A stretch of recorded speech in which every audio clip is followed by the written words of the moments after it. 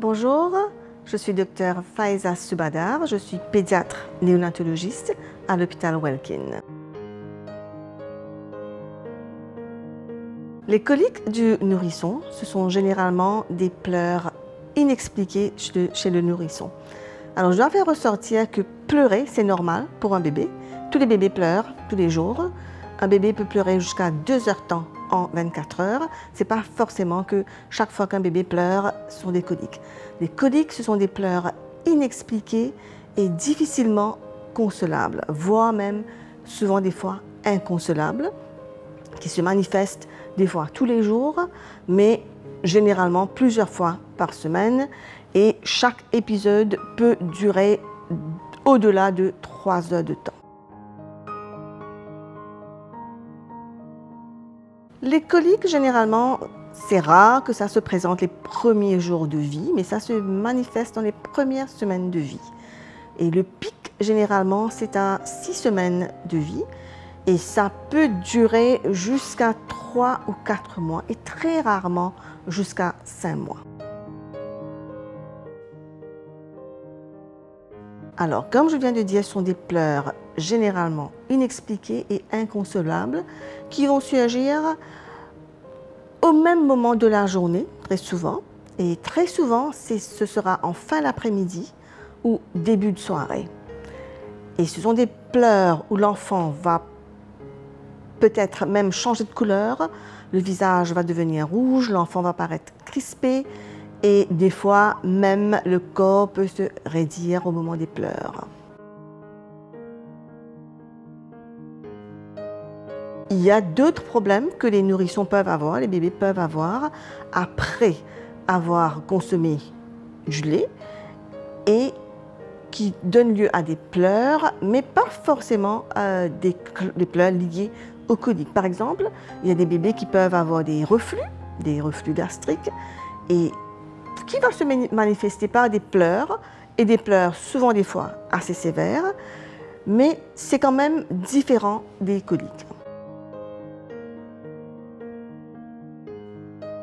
Malheureusement, jusqu'à présent, on n'a pas pu identifier les causes précises des coliques, ce qui rend le traitement justement difficile.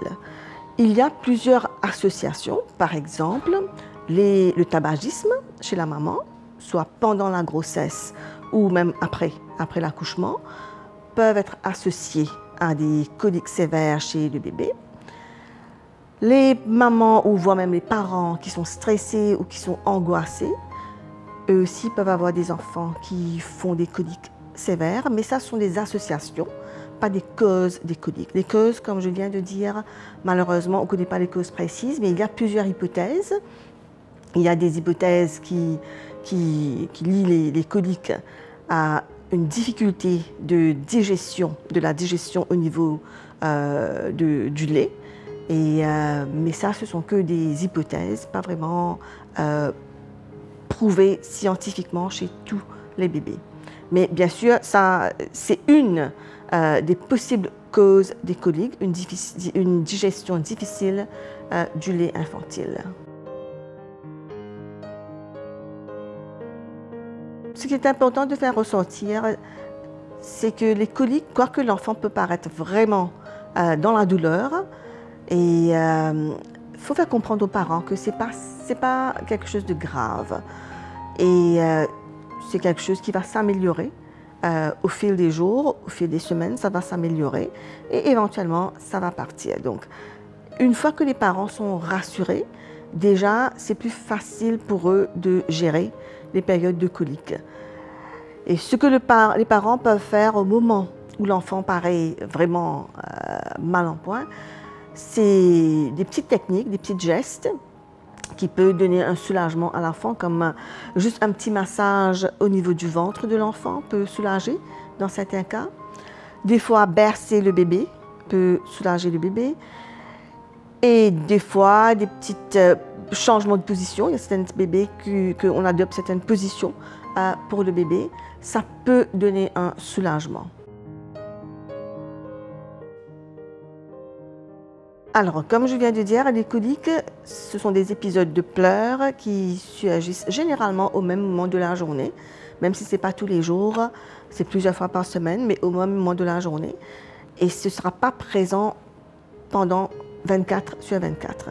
Mais un enfant qui a des pleurs inexpliquées la grande partie de la journée et un enfant qui ne boit pas correctement et qui ne grossit pas correctement, là, il faut quand même voir un médecin pour que l'enfant soit examiné et qu'on soit sûr qu'il n'y a pas autre chose. Les coliques du nourrisson, comme je viens de dire, il n'y a pas de pathologie, ce sont des enfants qui sont en bonne santé. Et entre les périodes de pleurs inexpliquées, l'enfant est vraiment en bonne santé, boit bien, est très jovial et c'est un enfant qui grandit bien. Mais si ce n'est pas le cas, là, bien sûr, il faut consulter parce que, comme je vous dis, il y a d'autres pathologies qui peuvent arriver à cet âge et il faut voir un médecin pour quand même avoir un diagnostic. La majorité de médicaments qui sont disponibles pour traiter les coliques du nourrisson contiennent justement des plantes, des plantes herbales. Et il y en a qui contiennent une combinaison de plantes. Il y en a qui sont associés avec un médicament qui va aider avec la flatulence. Mais c'est important de faire ressortir qu'aucun de ces médicaments est un remède miraculeux. Donc, ça peut soulager chez certains enfants, mais ce n'est pas un remède miraculeux. Donc, il faut quand même ne pas trop en donner à un enfant. Mais occasionnellement, pour offrir un soulagement, oui. On préfère que les parents donnent des médicaments qui sont sur le marché que de même de préparer des produits à base de plantes parce que la concentration, c'est quand même assez important. Alors, si on prépare soi-même, bien sûr, on ne va pas connaître la quantité. Et même les plantes, si on donne à trop forte quantité, ça peut avoir quand même des effets indésirables. Alors ça, comme je vous dis, sont des médicaments qui sont sur le marché depuis belle lurette et qui sont très connus.